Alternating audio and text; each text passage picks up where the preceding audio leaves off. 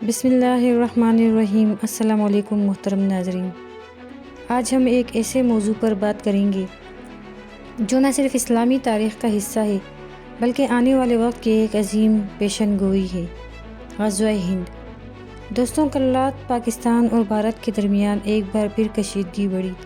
اگرچہ پاکستان کے پاس اسلحہ کم ہے، لیکن جذبہ ایمان سے مالا مال جوان اور اللہ کی نصرت ہمارے ساتھ ہے، بالکل ویسے ہی جیسے غزوہ بدر میں صرف 313 صحابہ نے ہزاروں کفار کا مقابلہ کیا تھا۔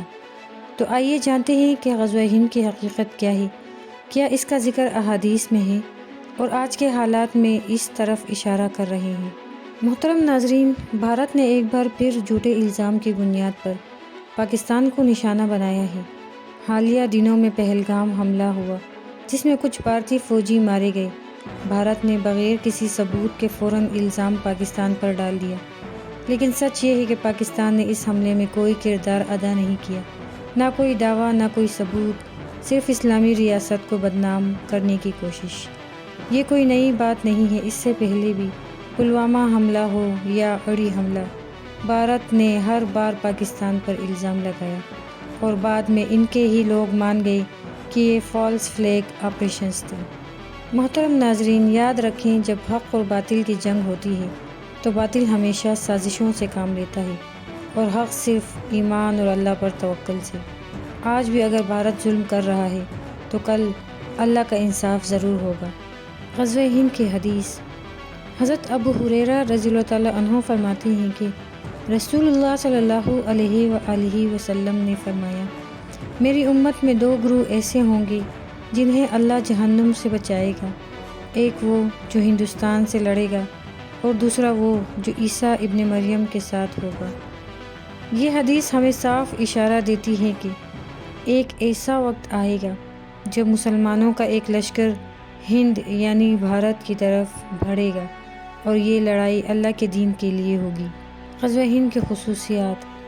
علماء نے کہا ہے کہ غزوہ ہند ایک خاص روحانی جنگ ہوگی جہاں صرف وہی لوگ شریک ہوں گے جن کے دل میں صرف اللہ کی رضا ہوگی۔ رسول اللہ صلی اللہ علیہ وآلہ وسلم نے فرمایا، جو شخص غزوہ ہند میں شریک ہوگا اللہ اس کے گناہوں کو معاف فرما دے گا اور اگر شہید ہوا تو جنت میں داخل ہوگا۔ موجودہ حالات اور غزوہ ہند۔ آج بھارت میں مسلمانوں پر ظلم ہو رہا ہے، مسجدیں شہید ہو رہی ہیں اور ظلم و جبر اپنی حدوں کو چھو رہا ہے۔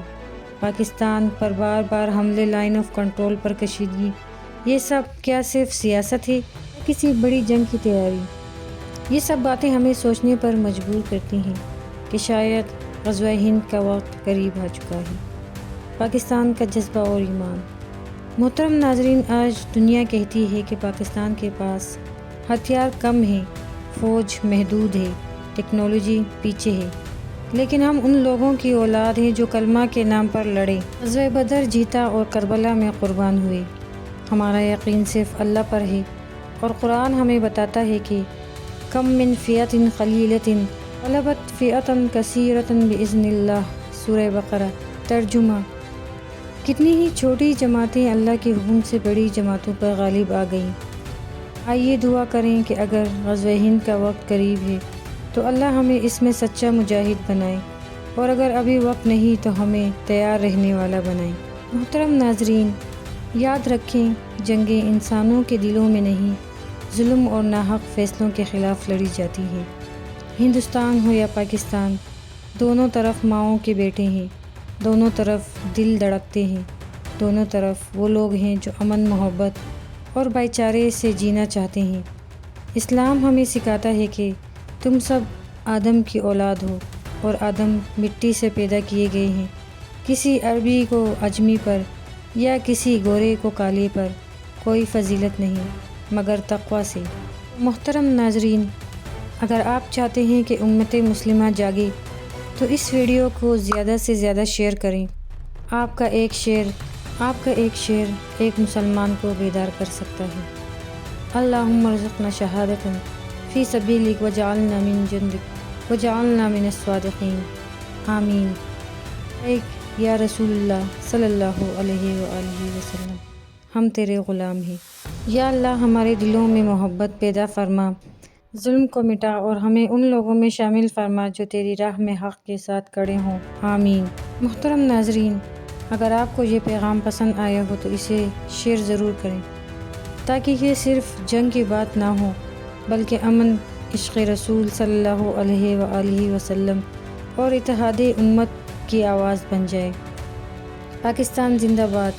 ہندوستان کے مسلمانوں کے لیے دعائیں، امت مسلمہ متحد رہیں۔ تو محترم ناظرین، اگر آپ نے ابھی تک ہمارے چینل کو سبسکرائب نہیں کیا تو براہ کرم اسے ضرور سبسکرائب کیجیے گا تاکہ آپ کو اسی طرح کی اسلامک ویڈیوز مل سکیں۔ دعاؤں میں یاد رکھیے گا۔ جزاک اللہ خیر، والسلام۔